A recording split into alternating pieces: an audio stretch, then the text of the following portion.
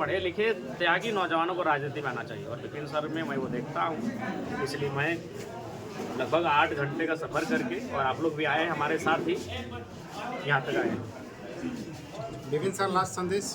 कल तो गर्मी पड़ने वाले आपकी विधानसभा में। नहीं, कल तो माहौल तो पहले से ही बना हुआ है, कल गर्मी पड़ने कल देखने को मिलेगा। दूसरा चीज़ ये है कि भाई हम एक ही बात कहते हैं कि जब आप वोट करें तो इसलिए नहीं करें कि वो आपके जात का है या आप किसी पार्टी को चाहते हैं। सीधे मुख्यमंत्री बनाना है इसीलिए वोट करना है, किसी को भी वोट कर देना है।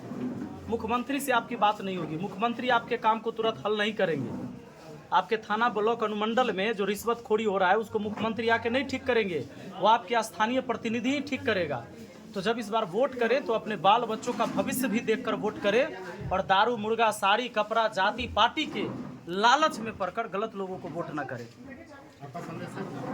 मेरा संदेश यही होगा कि बिहार हमारा ऐतिहासिक रूप से, भौगोलिक रूप से, संवैधानिक रूप से बड़ा भाई रहा है, और आज वहाँ पे चुनाव होने जा रहा है, विधानसभा का चुनाव है जो बिहार की विकास को एक नई सीढ़ी, नया आयाम देने का कार्य करेगा। तो बिहार की जनता अपने मत का सोच समझकर अपने विवेक के अनुसार बिना किसी लोभ के, बिना भय के मतदान करे, और अच्छे अच्छे कुशल नेताओं को चुने, विशेषकर युवाओं को मौका दे, और उन्हें बिहार के विधानसभा में भेजने का कार्य करे, ताकि वो बिहार के मुद्दों को बिहार विधानसभा में उठाएंगे, रखेंगे, और उसके लिए लड़ेंगे, बहस करेंगे, और बिहार के लिए जिएंगे। बिहार में जातिवाद का एक बहुत बड़ा फैक्टर है चुनाव में, इस पे क्या लक्ष्मण जी, अभी आके हम ऐसे तो नहीं, अभी हम लोग विपिन सर चर्चा किए। विपिन सर आप किस समुदाय से, यानी अभी तक हम ये जानते भी नहीं थे कि इनका सरनेम क्या है और विपिन सर का समुदाय क्या है।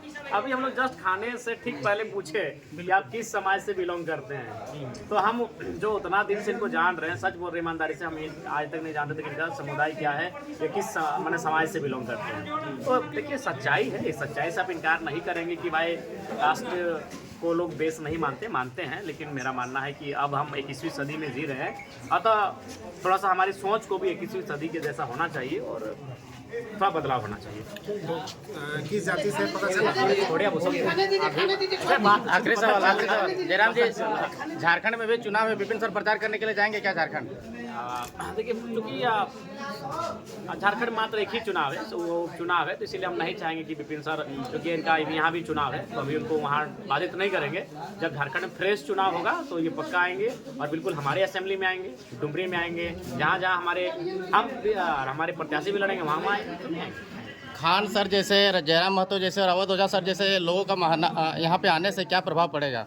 सबसे पहले आपने जैसे लोगों का नाम लिया आपने, ऐसे लोग कभी समाज का कुछ बिगाड़े नहीं हैं। जब कुछ किया है तो समाज के लिए, बेहतरी के लिए किया है, कुछ समाज को दिया है, इस देश को दिया है। तो ऐसे लोगों के आने से तो निश्चित है कि हम लोग गौरवान्वित महसूस करते हैं।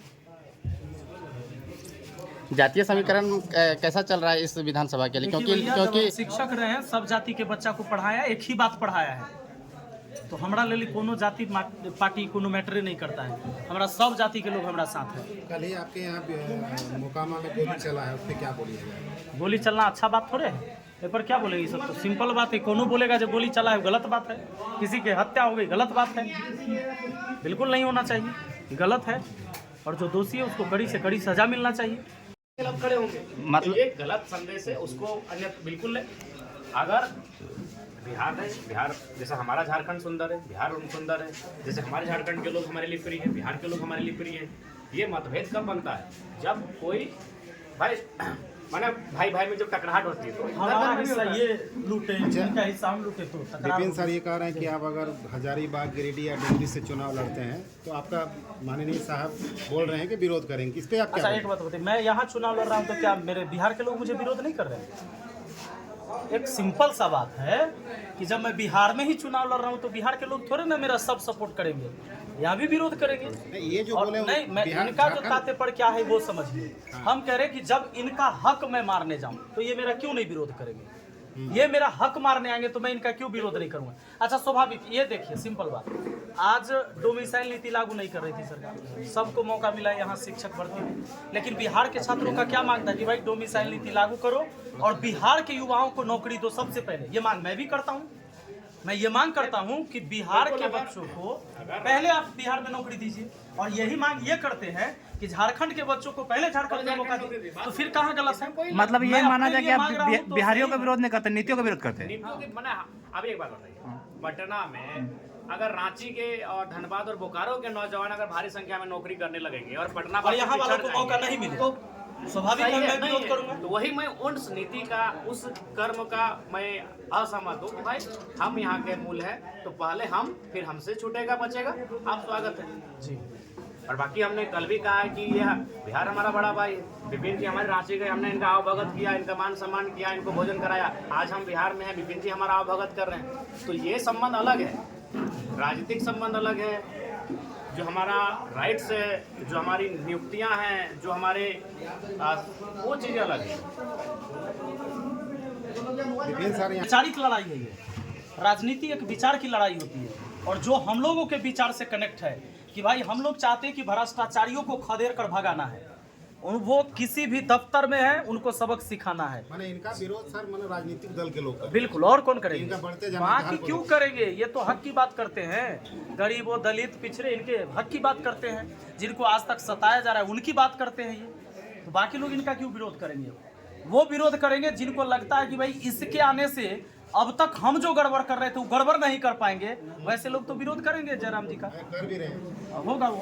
फिलहाल हम लोग को ये तय करना है, नितिन भाई भारी मतों से महानार को जीतते हैं। आपके माध्यम से महानार की जनता को हमारा संदेश होगा कि एक पढ़ा लिखा नौजवान जो बच्चों को मैथ्स पढ़ाता था, उनकी बौद्धिक ज्ञान का वर्धन करता था, उस दिशा में उनको आगे ले जाता था, अग्रसारित कर रहा था, वो नौजवान अगर राजनीति में आया है, वैसे पढ़े लिखे नौजवानों को राजनीति में अवसर देना चाहिए। अब आप मेरा ही उदाहरण लीजिए, हमारे 81 विधायकों में आज राज्य में अगर चर्चा आता तो एक नौजवान का चर्चा आता जयराम माथुर।